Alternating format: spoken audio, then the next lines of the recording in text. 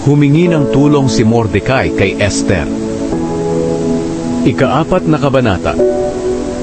Nang malaman ni Mordecai ang plano laban sa kanila, pinunit niya ang damit niya bilang pagpapakita ng kanyang pagdadalamhati, at nagsuot siya ng sako, naglagay ng abo sa ulo, at pumasok sa lungsod na umiiyak ng napakalakas. Pero hanggang doon lang siya sa labas ng pintuan ng palasyo, dahil hindi pinapayagang pumasok sa palasyo ang nakasuot ng sako. Ang mga Hudyo sa bawat probinsya na nakarinig sa utos ng hari ay nagsipag-ayuno, nag-iyakan ng napakalakas at nanaghoy. Marami sa kanila ang nagsuot ng sako at humiga sa abo. Nang malaman ni Reyna Esther ang tungkol kay Mordecai sa pamamagitan ng mga alipin niyang babae at mga pinunong nangangalaga sa kanya, nalungkot siya. Pinadalhan niya ng damit si Mordecai para palitan ang kanyang suot na sako. Pero hindi niya ito tinanggap. Kaya ipinatawag ni Esther si Hatak.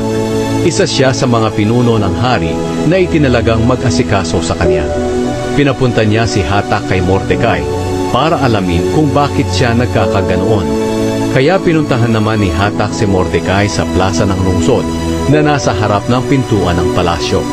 Sinabi sa kanya ni Mordecai ang lahat ng nangyari at kung magkano ang ipinangako ni Haman na ibibigay sa taguan ng kayamanan ng kaharian ng Susa para patayin ang lahat ng Hudyo. Binigyan siya ni Mordecai ng isang kopya ng kautusan ng hari na ipinagbigay alam sa mga taga-Susa para ipakita kay Esther. Sinabihan din niya si Hatak na sabihing lahat kay Esther ang lahat ng nangyari at pakiusapan nito na pumunta sa hari upang magmakaawa para sa mga kalahi niya. Bumalik si Hatak kay Esther at sinabi ang lahat ng sinabi ni Mordecai. Pinabalik muli ni Esther si Hatak kay Mordecai at ipinasabi ang ganito. Alam ng lahat sa buong kaharian na ang sinumang lalapit sa hari sa loob ng kanyang bulwagan, lalaki man o babae na hindi ipinapatawag, ay papatayin. Maliban na lang kung ituturo ng hari ang kanyang gintong setro sa taong ito. At 1 buwan na akong hindi ipinapatawag ng hari. Pagkatapos na masabi kay Mordecai ang ipinapasabi ni Esther, ito naman ang ipinasabi niya kay Esther. Huwag mong isiping ikaw lang sa lahat ng Hudyo ang makakaligtas dahil sa palasyo ka nakatira. Sapagkat kahit na manahimik ka sa panahong ito, may ibang tutulong at magliligtas sa mga Hudyo, pero ikaw at ang mga kamag-anak mo ay mamamatay. Baka nga kaya ka ginawang reyna ay para mailigtas mo ang kapwa mo mga Hudyo.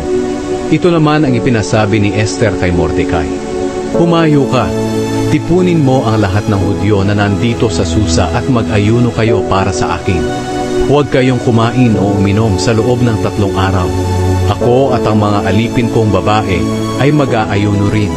At pagkatapos, pupunta ako sa hari kahit na labag sa batas. At kung papatayin man ako, handa akong mamatay. Kaya umalis si Mordecai at ginawa niya ang ipinapagawa ni Esther.